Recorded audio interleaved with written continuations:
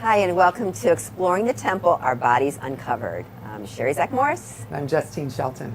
And we are certified yoga therapists here to share what we learned when we went to a fascial dissection for 1 week in Boulder, Colorado. And this topic is going to be about nerves. Those were big eye-openers, especially the big mother one that we talk about a lot in yoga, which is the sciatic nerve. So Justine, you want to talk a little bit about that one? That was probably my biggest aha moment. I knew that the sciatic nerve was big as it comes through the sciatic notch in your hip, but then it branches out. And I had this idea it was like a little string branching out to the rest of the leg. And when we found it, I was like, no way! I know. The size of it, but the strength of it. And Tom came over. He's delightful because he's still, after 40 years of doing this, just as much in awe as we are. And then we'll explain things. And he said a lot of it is that the outside casing of the nerve. He said the sciatic nerve, well, the nerve tissue, is 65% fascia, 35% nerve. And it reminded me of a cord you might plug in your house. Like, it is strong, steady. I have no doubt I would never do this, but that we could play tug of war and not break it. Yeah. And to see the size of that going down through the muscle and to be able to track it from the lumbar spine through your hiney all the way down the leg into the feet. It has different names once it passes the knee, but yeah.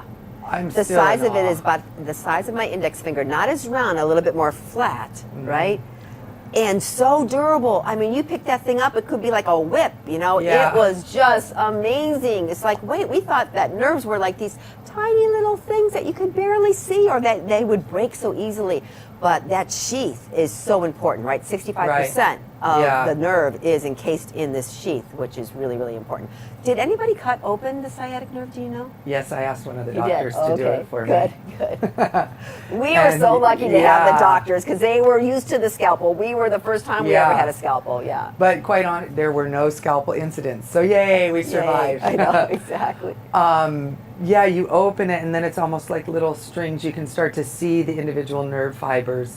But it was, I couldn't, like you could see that's what it was, but it was so fine in there that would take very special, probably a different fluid to hold it and be able to have it. But the vagus nerve.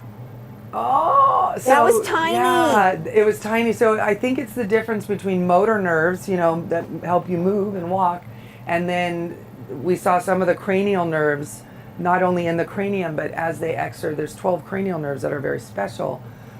Mostly, I remember Todd separating the vagus nerve. You're hearing a lot about that lately. Vagal tone, and that's in charge of our parasympathetic nervous system. So that rest and digest and being able to help calm stress. And then the phrenic nerve, that I personally believe that's where the term phrenic comes from. That's the fight or flight nerve. Those are very, very tiny as they come down and go through the body.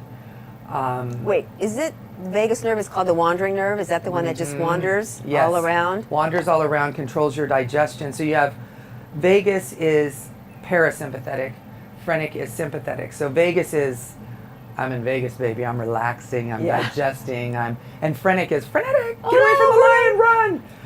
And to see that was just awe-inspiring. And then Monique Launer, the director at Soul Yoga Therapy, she really wanted to see the parasympathetic nervous system as it comes out of the ganglia in the thoracic spine. So she dissected that, and we were able to see that. And it's teeny tiny, really tiny. So small. Behind your ribs, right, in your chest cavity, all along inside your chest cavity are these tiny little nerves that are the SNS?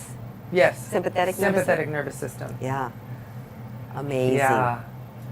And the different, that for me was a little bit harder to see, but to know I've seen it is amazing. And can I just say, I have a lot of studying to do.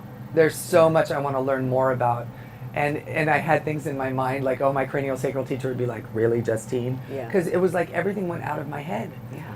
Because I don't know why, just the sheer awe of it, but to be able to actually see the skull bones we've studied, to be able to see the nerves we talked about. And I met him for lunch after I got back, and I said, I know you told me it was there, and I believed you, Right. but wow, who knew? Yeah. You know? Yeah. So I want to share a little bit about the sciatic nerve because all of us were very, very excited about exploring the range of motion as you move your hips and external rotation and all the different yoga poses that we do. What does that really do with the sciatic nerve? Now, we know, we've talked about this, that the sciatic nerve can sometimes travel through the fibers of the piriformis, and that's why sometimes it can get pinched, and sometimes it goes underneath it or even over it. So in all the 7 cadavers, or actually donors that we saw, none of them had it interwoven. Through, yeah. Right, yeah, they were all in. Yeah, I'm trying to remember. I think it's 17% of the population.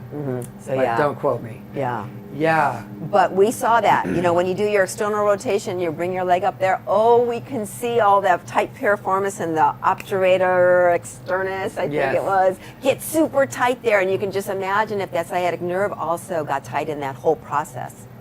I actually put my finger in to the sciatic notch so that when they did the hip rotation, you could feel that compression. Can I just say it hurt my finger? Yes. So can you imagine a nerve? Yes. Now I get, and I've had sciatica, so I know the pain, but you start to see why that can drop people to the ground. Wow. Yeah. All right, so I'm going to ask this because I know this is going to be really naive and probably like I should know, but I don't know. When we do external rotation like this one, we're doing seated pigeon, that piriformis and obturator and externus got super tight, didn't Yeah, it? the muscles are shortening. Yeah. So are we stretching that when we're doing this? That is a good question. I know. I had a question about that because I felt that that would be pinching the sciatic nerve. So we're shortening the muscle through that external rotation. Right. When I do seated pigeon or any kind of pigeon, I like to pull so you're stretching the muscle more and then tilting. But what's weird about the piriformis, so when your leg is straight, the piriformis is a straight external rotator. As the knee gets past 90 degrees, it's involved in internal and external rotation. So that's why, like, I cue a lot of different ways. If you're on your back doing reverse pigeon, you bring your knee over to the side of the supporting leg. Holy moly, that changes your world. Right. I call it nowhere to hide. Then you press the tailbone down, you get the origin of the muscle. And what I noticed from seeing pec minor and the orientation of different muscles, everyone's different. So we can't say to our yoga student, well, go to this angle because that's what it is in the book. Well, Right. I'm not a book. So Right. my body was created equally, Right. but different from everyone else's. So that's why it's always that encouragement of your students or yourself in your own practice to go inside and where do I feel that more? Oh, if I move just a little, whoa, there's the sweet spot. Right. Yeah. Yeah. No, that's a good point, and I think for yoga teachers, anybody who does movement, right? Sometimes we feel that this angle here is going to get it, and we say no, it must be this angle, right? But maybe it's this angle that's going to get it a little bit more in somebody else. So all of that, we saw that there was no black and white, tried and true. This is what it was going to be. But I thought the piriformis was really kind of, to me, really interesting because it does get super tight in certain Oh, yeah. rotations. Yeah. I've had mine spasm. It's, yeah. and for such a little muscle, it can create a lot of difficulty in the real estate. Yeah. And at the same time, it was a little bit bigger and freer than I thought it would be. We'll Yeah. get to my disappointment in the QL. I'm still a little angry. Yeah. We'll get to that when we talk about the Yeah. muscles. We were very interested in the thoracic outlet because I have forward head carriage. That can affect the thoracic outlet. A lot of people have tight pecs. Those are the nerves that your arm can go to sleep. And then depending on which part of your hand is asleep, which nerve in that brachial plexus as it passes through or is getting compressed up in the neck. Lily got to be the star for that one, and Todd Garcia, the man who owns and runs this dissection lab, came, and to watch a master at practice Yes. cleared away everything but the thoracic outlet and the nerves coming down into the shoulder. And that's when we saw the phrenic and the vagus nerve. And And the carotid artery was in there too. carotid artery. Yeah. That brachial plexus was very Yeah. similar to the sciatic nerve. Right. In size, density. I'm like, I've had issues with that. I'm like, no wonder my arm doesn't wake up. No, that's such a good thing. I wanted to spend a little bit of time on the brachial plexus because that to me was also another aha. Those nerves that come down from your neck down into your arm, you know, that tingling sensation you might get in your arm, those nerves are huge. You know, peeling away everything, you could just see these huge nerves coming down in the arm, of course, and coming down into the fingers. So I want Justine to talk about the banjo strumming. Ding, ding, ding, ding, ding, ding, ding. Okay, so I'm just going to warn you, do this gently because it might not be comfortable. Someone said it's kind of an odd sensation between pleasure and pain. But if you let your arm come out and relax, I mean, you have to hold it away from the body a little bit, but try to let the elbow hang. You're going to stick your other fingers up into your armpit, deep into your armpit, and then start to strum back and forth. And you can feel those little, I don't know if they're little nerves, but those are nerves right there. You can feel them. They're like little bumpy strings, right? That's what it is. That's how big they are.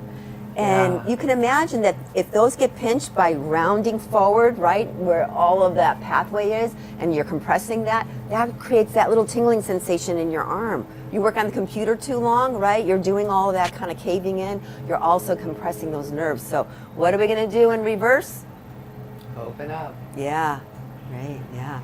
Yeah, and some people it can be caused by, they would say congenital, how they were born, like a misshapen bone, or just like the piriformis, it might go under, don't quote me on this, but not subscap, the subclavian muscle, it might go under it rather than over it. So back to that idea of we're all the same, but we're not. Right. We're all created equal, but we're not the same. And we all have the ability to also work in the direction of positive change once we kind of understand and know.